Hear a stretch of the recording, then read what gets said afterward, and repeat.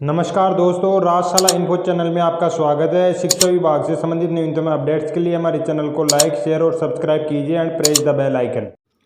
साथियों, आज के इस वीडियो में हम इस्माइल 3.0 मॉड्यूल में मार्क्स किस तरह से फिटिंग किए जाएंगे और इसके अतिरिक्त सत्र 2021-22 के लिए शिक्षा विभाग के द्वारा परिणाम तैयार करने के संबंध में नियम और दिशा निर्देश जारी किए गए हैं, उन सभी के बारे में विस्तार से चर्चा करेंगे।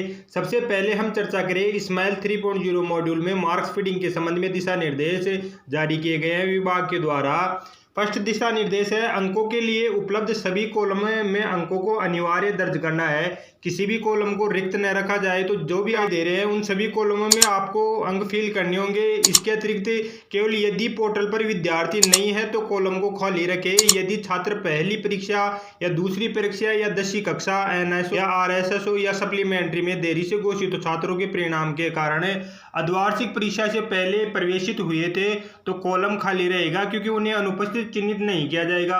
तो ऐसे विद्यार्थी जिनका प्रवेश देरी से हो पाया था प्रथम परक द्वितीय परक आयोजित होने के पश्चात, तो उन विद्यार्थियों के कॉलम खाली रखे जाएं, उन्हें अनुपस्थिति चिन्हित नहीं किया जाएगा।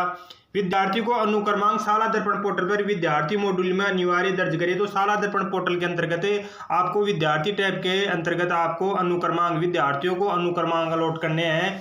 इसके अतिरिक्त अनुपस्थिति विद्यार्थियों हेतु -1 जो विद्यार्थी अनुपस्थिति रहे प्रथम परक द्वितीय परक या अर्धवार्षिक के अंतर्गत, तो उन्हें -1 दर्ज करना होगा आपको।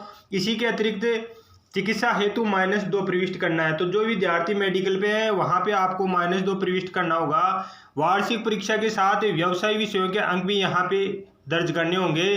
सत्र 2021-22 के लिए शिक्षा विभाग के नियम और दिशा निर्देश के अनुसार अंक तालिका तैयार की जाएगी। जो दिशा निर्देश जारी किए गए हैं उनके अनुसार इस्माइल 3.0 मॉड्यूल के अंतर्गत शीट जनरेट और मार्कशीट से संबंधित जो मॉड्यूल प्रारंभ किया गया है उसमें विभागीय दिशा निर्देशों के अनुसार अंक तालिका तैयार की जाएगी। कक्षा 9 और 11 में छात्र के उत्तीर्ण परिणाम के लिए अधिकतम आवंटित अंकों से 36% अंक प्राप्त करना अनिवार्य है। तो कक्षा 9 और 11 के लिए विद्यार्थी को न्यूनतम 36% अंक प्राप्त करने अनिवार्य होंगे। 36% अंक से कम प्राप्त करता है तो विद्यार्थी अंतिम परिणाम उन छात्रों को घोषित किया जाएगा जो कम से कम एक परक और वार्षिक परीक्षा या वार्षिक परीक्षा में उपस्थित थे।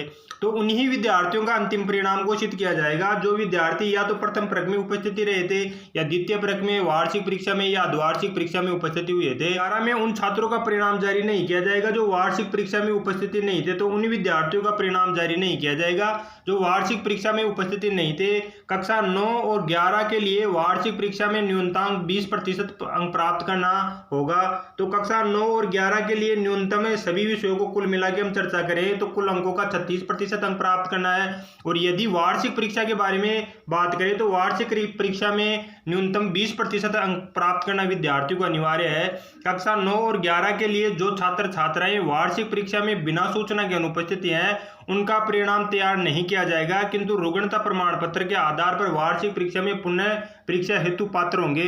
तो वे विद्यार्थी जो वार्षिक परीक्षा में उपस्थिति नहीं थे, बिना किसी सूचना के अनुपस्थिति रहे थे, वे विद्यार्थी यदि रुग्णता प्रमाण पत्र उपलब्ध करवाते हैं तो उन्हें परीक्षा में पुनः पात्र होंगे।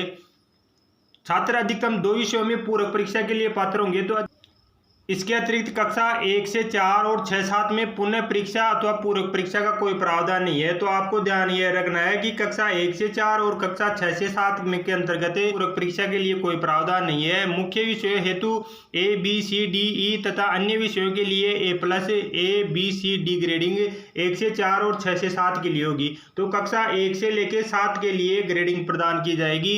मुख्य विषयों के लिए A, B, C, D एवं इसके अतिरिक्त अन्य विषयों के लिए A+, A, B, C और D ग्रेड प्रदान की जाएगी। विद्यार्थियों को इस्माइल मॉड्यूल में एकल प्रविष्टि के लिए भी प्रविष्टि सेव की जा सकती है। यदि किसी विद्यार्थी के अकेले के ही आपको नंबर सेव करने हैं तो इस्माइल मॉड्यूल के अंतर्गत अकेले विद्यार्थी के भी अंक प्रविष्ट करके सेव कर सकते हैं। अधिकतम 2 विषयों में कृपांक अंक दिए जा सकते हैं। अधिकतम 2 विषयों में सानुग्रह उत्तीर्ण करने के लिए कृपांक अंक दिए जा सकते हैं। यहाँ पे एक विषय के बारे में हम चर्चा करें तो एक विषय में 5% है।